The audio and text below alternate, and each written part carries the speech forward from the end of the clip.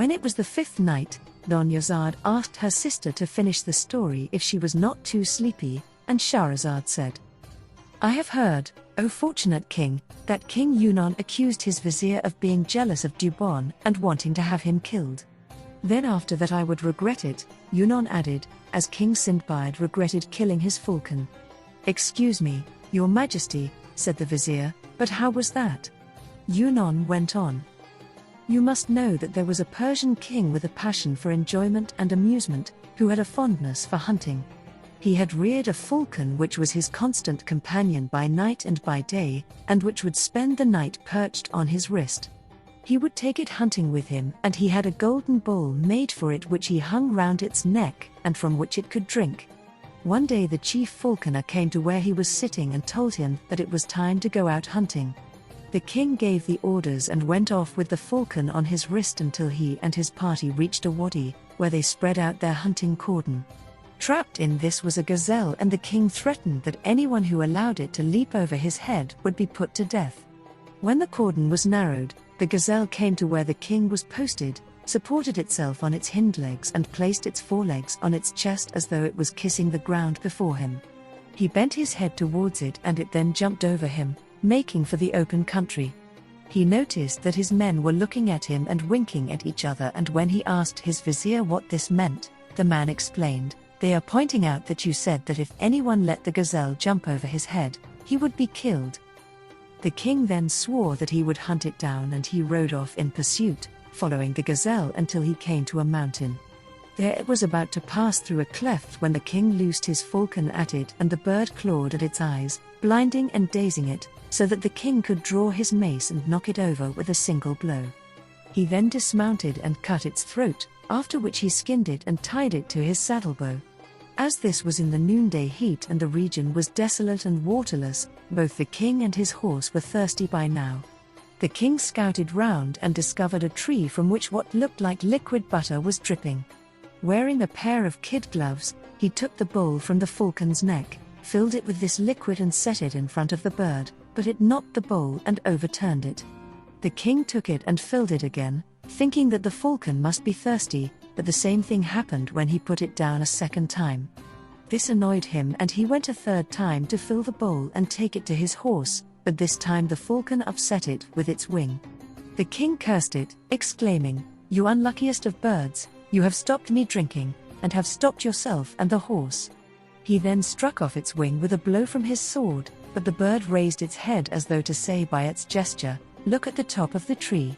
The king raised his eyes, and what he saw there was a brood of vipers whose poison was dripping down. Immediately regretting what he had done, he mounted his horse and rode back to his pavilion, bringing with him the gazelle, which he handed to the cook, telling him to take it and roast it.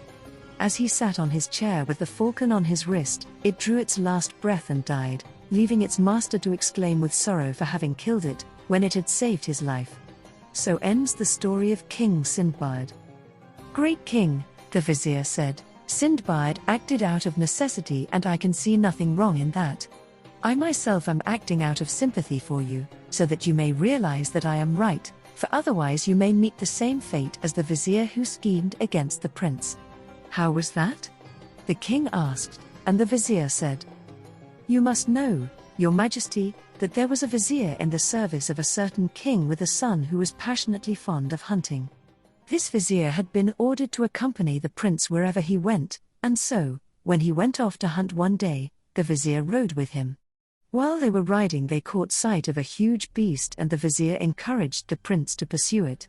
The prince rode after it until he was out of sight, and the beast then vanished into the desert, leaving the prince with no idea of where to go.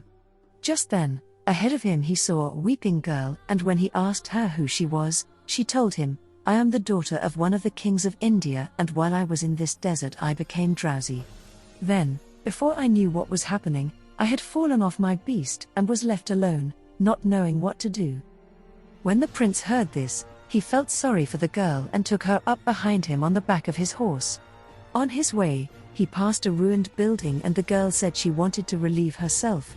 He set her down, but she was taking so long that he followed her, only to discover that, although he had not realized it, she was a female ghoul and was telling her children, I have brought you a fat young man today.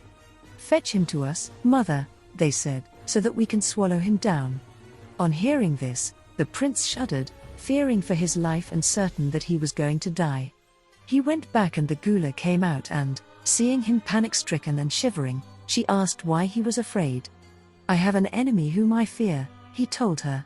You call yourself a prince? She asked, and when he said yes, she went on, why don't you buy him off with money? He won't accept money but wants my life, he told her, adding, I am afraid of him and I have been wronged. In that case, if what you say is true, then ask help from God, she said, for he will protect you against your enemy's evil and the evil that you fear from him. At that the prince lifted his head towards heaven and said, God who answers the prayers of those in distress when they call on you, and who clears away evil, may you help me against my enemy and remove him from me, for you have power to do what you wish. After hearing the prince's prayer, the Gula left him. He went back to his father, and when he told him about the vizier's advice, his father summoned the man and had him killed.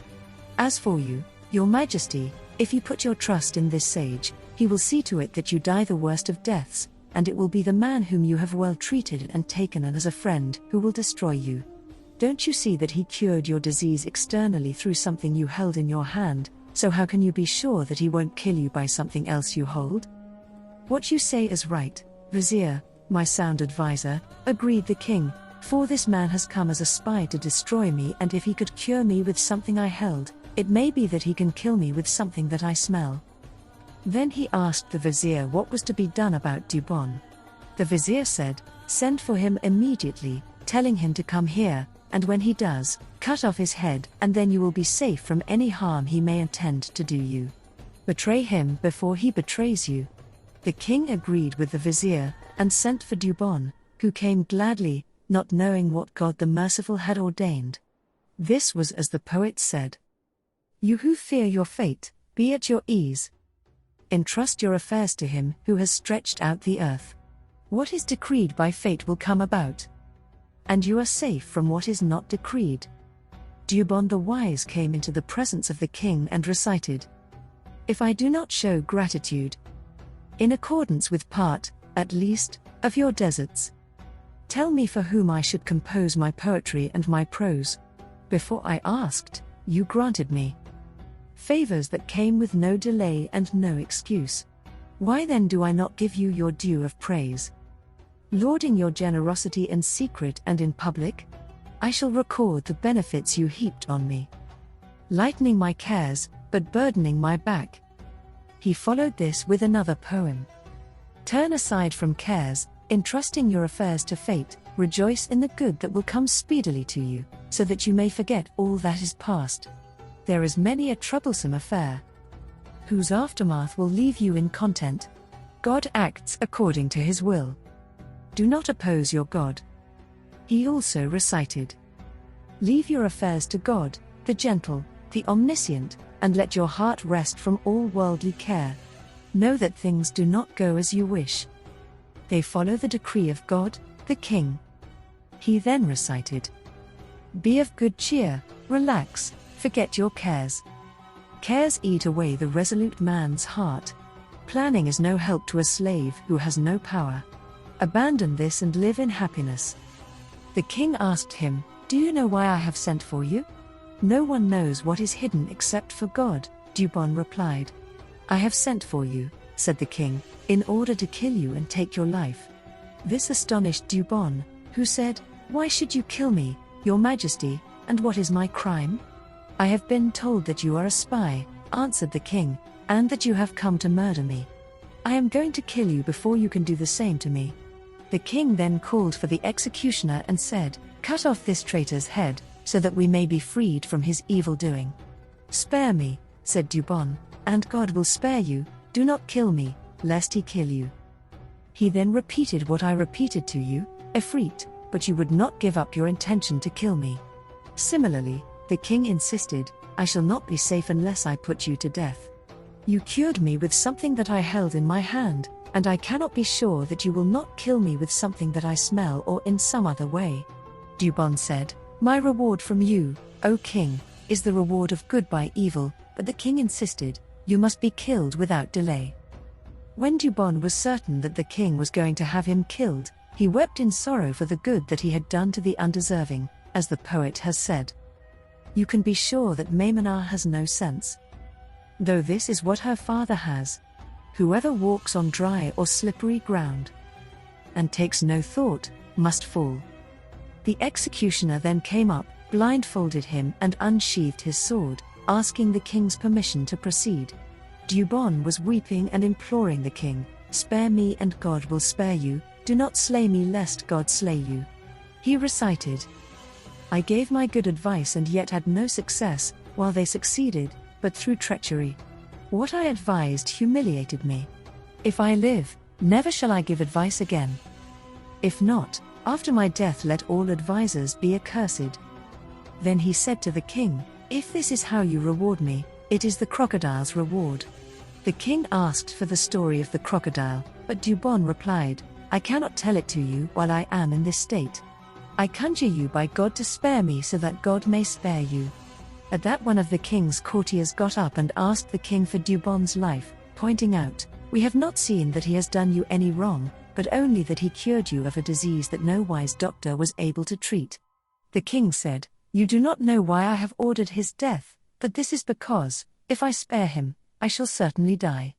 A man who cured me of my illness by something that I held in my hand is able to kill me by something that I smell.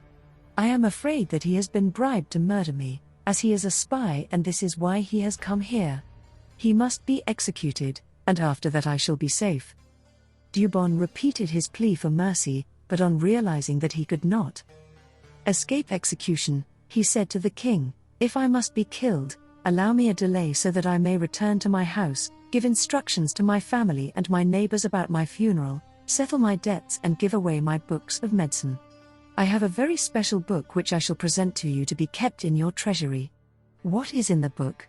asked the king. "Innumerable secrets," Duban replied, "the least of which is that, if you cut off my head and then open 3 pages and read 3 lines from the left-hand page, my head will speak to you and answer all your questions." The astonished king trembled with joy. "When I cut off your head, will you really talk to me?" he asked. "Yes," said Duban. "This is an amazing thing," exclaimed the king, and he sent him off under escort.